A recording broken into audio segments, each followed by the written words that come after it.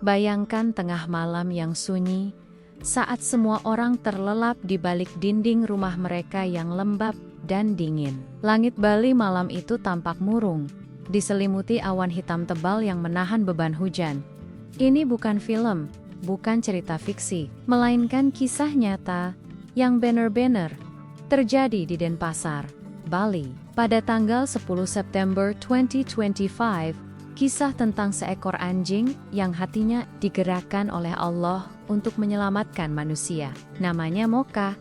Seekor anjing berbulu coklat muda, bertubuh sedang, dengan mata teduh yang jujur. Sehari-hari, ia hanya bermain di halaman dan menemani keluarga tuannya, Nian Ayu Darmianti. Malam itu, angin bertiup lebih kencang dari biasanya. Langit bergemuruh, kilatan petir membelah gelap, dan hujan turun tanpa jeda. Air mulai menggenang pelan di jalanan Denpasar Barat.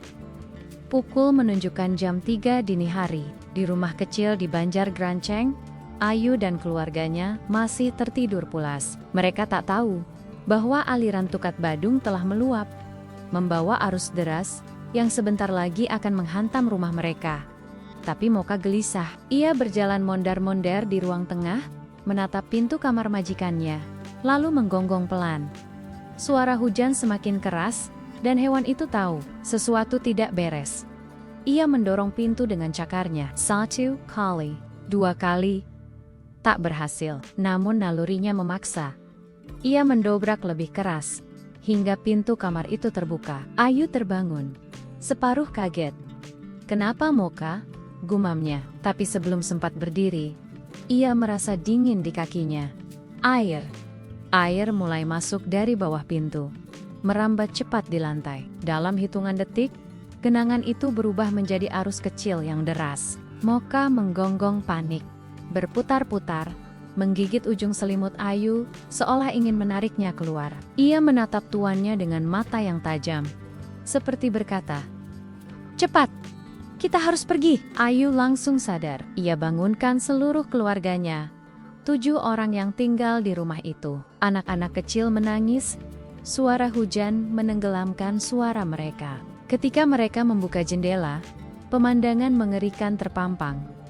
Air coklat pekat sudah menelan halaman rumah. Sampah, batang kayu, dan pot bunga hanyut berserakan. Mocha terus menyala ke arah pintu belakang, menunjukkan jalan keluar. Ia melompat-lompat di sana, memaksa majikannya untuk segera bergerak. Ayu dan keluarganya menggendong anak-anak, menyelamatkan diri melalui sisi rumah yang masih dangkal. Namun, air terus naik. Dalam hitungan menit, sudah setinggi lutut lalu pinggang.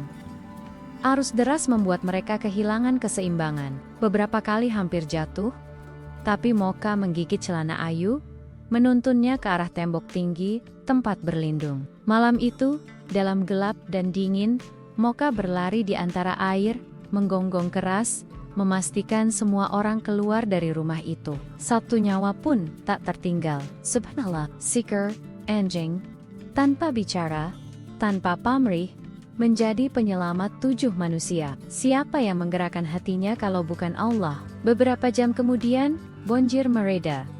Rumah-rumah rusak, perabotan hanyut, tapi keluarga Ayu selamat. Mocha terbaring lelah di lantai, basah kuyup, matanya memejam dengan damai. Keesokan harinya, warga mulai membersihkan sisa lumpur. Kisah tentang anjing penyelamat banjir segera menyebar dari mulut ke mulut. Berita itu akhirnya sampai ke telinga Presiden Republik Indonesia Prabowo Subianto, yang beberapa hari kemudian meninjau langsung lokasi banjir di Denpasar. Hari itu, Sabtu, 13 September tahun 2025. Langit Bali mulai cerah, tapi jejak kehancuran masih terlihat jelas di mana-mana. Presiden Prabowo menyapa warga dengan ramah, berjalan kaki menelusuri gang sempit. Melihat rumah yang tergenang lumpur, ketika rombongan tiba di dekat rumah Ayu, Mocha yang sedari tadi mengikuti majikannya, tiba-tiba berlari ke arah presiden. Ia mengibas ekor, berdiri di kaki presiden, menatapnya polos. Ayu kaget, lalu tersenyum malu. "Pak, ini Mocha, dia yang nyelamatin kami waktu banjir." Presiden Prabowo menunduk, mengelus kepala Mocha, dan berkata pelan, Wah, kamu pahlawan dong. Kamu penyelamat keluarga ini. Ucapan itu direkam kamera warga dan segera viral di media sosial. Ribuan orang menulis komentar penuh haru. Ada yang menangis, ada yang memuji kebesaran Allah. Tapi di balik semua kehebohan itu, tersimpan pesan yang jauh lebih dalam. Pesan tentang rahmat Allah yang tak terbatas. Dalam Islam, setiap makhluk memiliki fitrah. Hewan, tumbuhan, bahkan batu dan angin.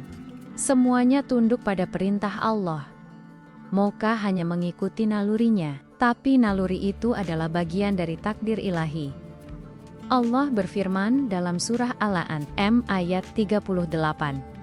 Dan tidak ada seekor binatang pun di bumi, melainkan umat seperti kamu juga. Mereka punya kehidupan, punya rasa, punya amanah dari Allah. Dan malam itu, Moka menunaikan amanahnya, seperti kisah Kithmir, anjing Ashabul Kahfi, yang setia menjaga para pemuda beriman di depan gua. Namanya bahkan diabadikan dalam Al-Quran. Bukti bahwa kemuliaan bisa datang dari makhluk yang kita remehkan. Begitu juga Moka.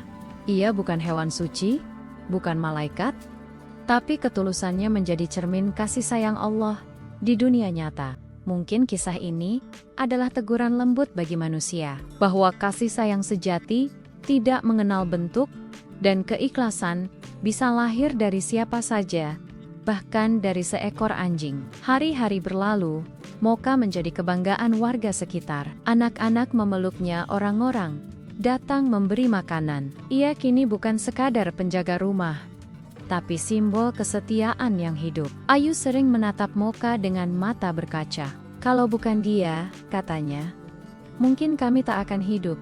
Malam itu mengubah segalanya. Dari ketakutan lahir rasa syukur.